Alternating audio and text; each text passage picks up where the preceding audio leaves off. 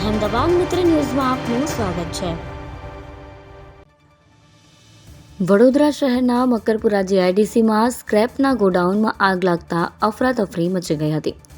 આ બનાવની જાણ વડોદરા ફાયર એન્ડ ઇમરજન્સી વિભાગમાં થતાં તાત્કાલિક 4 ફાયર સ્ટેશનની ગાડીઓ ઘટના સ્થળે પહોંચી હતી અને 1.5 કલાકની ભારે જહેમત બાદ આગ પર કાબૂ મેળવ્યો હતો।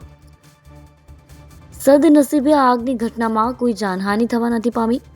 વડોદરાના મકરપુરા જીઆઈડીસીમાં 308/8 મેક ટ્રેડિંગ કંપની આવેલી છે, જેમાં સ્ક્રેપનો સામાન રાખવામાં આવ્યો હતો।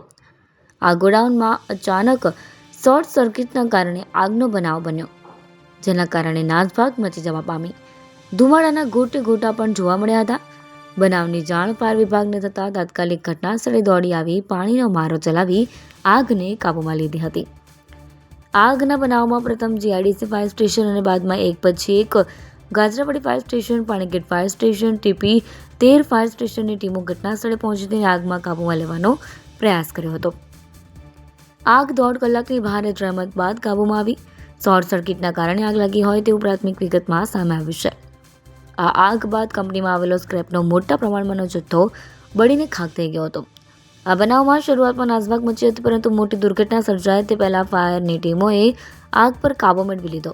આ બનાવમાં સ્ક્રેપ ગોડાઉન માલિકને મોટા પ્રમાણમાં નુકસાન થયું છે, પરંતુ કોઈ જાનહાનિ થઈ નથી, તે ખૂબ સારી બાબત છે। અહેમદાબાદ મિત્ર ન્યૂઝની યુટ્યુબ ચેનલને સબસ્ક્રાઇબ કરો અને બેલ આઇકોન જરૂરથી દબાવો, જેથી દરેક મહત્વના વિડીયોની નોટિફિકેશન તમને મળતી રહે।